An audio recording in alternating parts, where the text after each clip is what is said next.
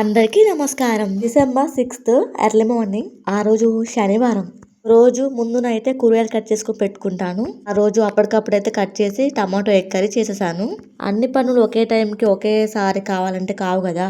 7:30 వరకు lunch box and breakfast ఇవన్నీ అయిపోవాలంటే 4కి లేవాల్సిందే. పాప లంచ్ బాక్స్ కోసం అయితే ఎగ్ రైస్ చేశాను. టమాటో అండ్ ఎగ్ కర్రీ అయితే సిమ్ లో పెట్టేసి కుక్కర్ లో పెట్టి వెళ్ళిపోయాను వ్యాన్ ఎక్కించడానికి. ఇంకా నేను వెళ్ళేటప్పుడు టీ ఒక గ్యాస్ మీద, ఇంకొకటి కర్రీ అయితే కుక్కర్ లో పెట్టి మా వాళ్ళకి చెప్పేసి వెళ్ళిపోయాను. నేను బాబుకి దోశని చిన్న చిన్న ముక్కలుగా చేసి తినిపిస్తాను. ఆదివారం అంటే లేవను ఎర్లీగా. మండే అంతే మాత్రం అలారం ముందు లేచి కూర్చుంటాను. ఈ ఏరియాకి బస్సులు రావడం ఈ మధ్యనే స్టార్ట్ అయినాయి. ఒక వ్యాన్ వస్తుంటే దానికి ఎదురుగా ఇంకో వ్యాన్ వస్తూ ఉంటది. అలాంటప్పుడు డ్రైవర్స్ కి మధ్యలో కమ్యూనికేషన్ ఉండాలి. అసలు కథ ఇప్పుడే మొదలవుతుంది. కర్రీ ఇన్కంప్లీట్ అయింది. బాబు పడుకోవాలి.